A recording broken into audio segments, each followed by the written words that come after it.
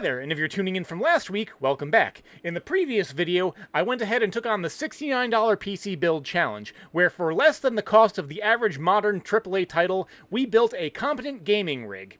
Being able to play games like Cult of the Lamb, Team Fortress 2, Rocket League, and indeed hundreds of other games, many of them being free to play, is quite possible. Today, though, I wanted to continue this project, and we're going to upgrade this machine as far as it can go, at least within certain restrictions and reason. What do I mean by that? Well, it's rather simple. When it comes to upgrading a computer, one thing to bear in mind is where the motherboard meets its dead end, the point where it has the best processor it can hold, and above which point, upgrades may actually begin to get held back by the platform it's put into. But just because it's reached a dead end doesn't mean it's useless, and in fact, we're going to build a machine that can game with confidence for years to come. After all, the point I'm trying to drive home with the force of a pneumatic drill is that older hardware is not useless.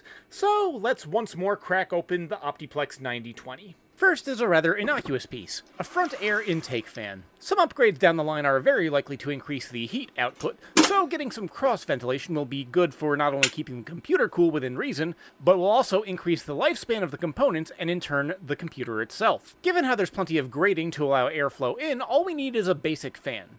This low-profile 120mm one will do nicely, and so people are aware they can be had on eBay in packs of 3 for about $27 or $9 each. The biggest hurdle, though, is that there's no mounting brackets or hardware in the front of the case. Not a problem, though. All we need is the best friend of the improvisational PC builder: zip ties.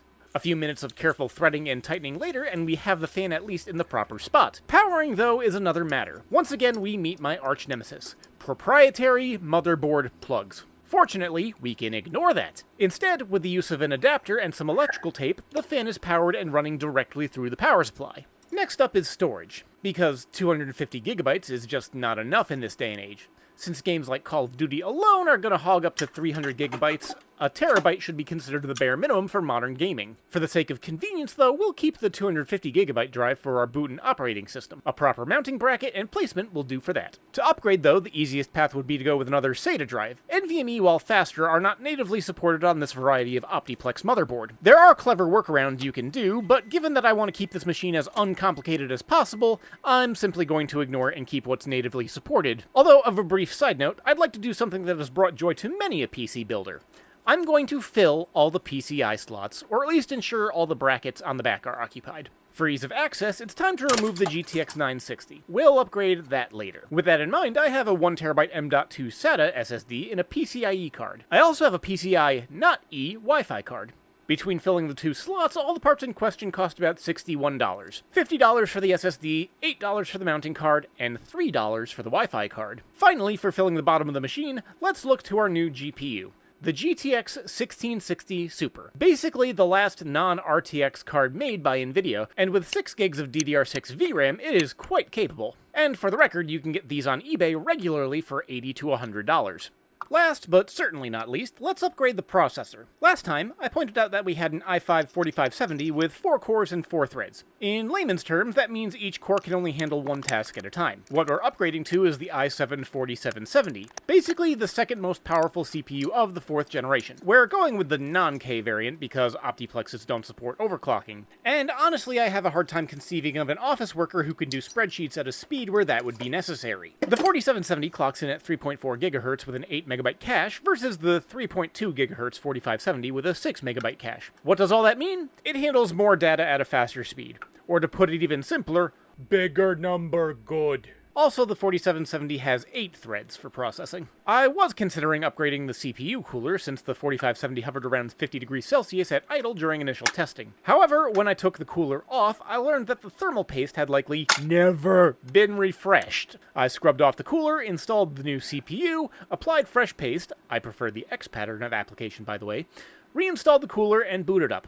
Now it idles at 35 degrees Celsius, and with the new intake fan to promote crossflow, I think this cooler will do just fine. So let's check a few things off. Yep, running Furmark at double the frame rate of the GTX 960. I did encounter a slight hiccup with the Wi-Fi card though.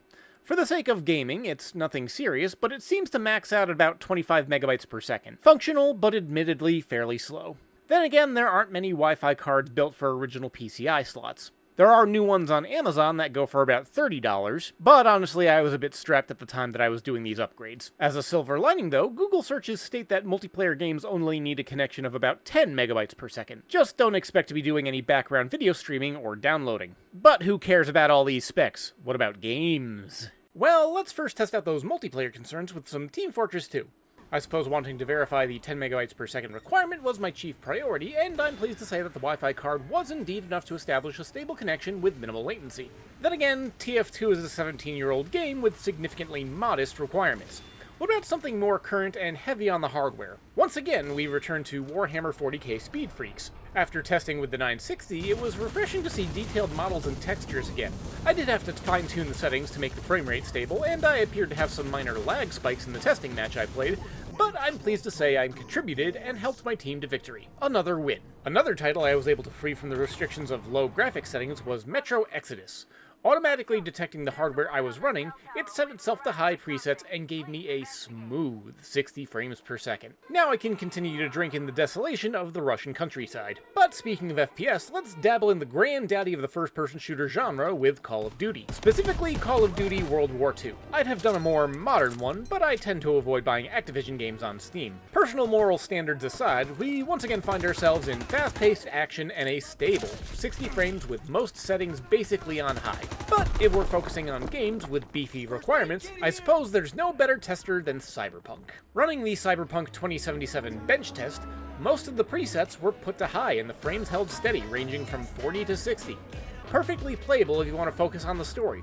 Also, impressive when we look at the final budget. Starting from our base PC that, let me remind you, we built for $69, let's list out our parts and see what the machine's grand total comes to. Firing off the list, we have a front fan, $9, an SSD mounting bracket, $4, an M.2 SSD, $50, mounting card, $6, Wi-Fi card, $3, GTX 1660 Super, $50. I did mention that they were usually $80 on eBay, but I snagged one at that price in a personal sale.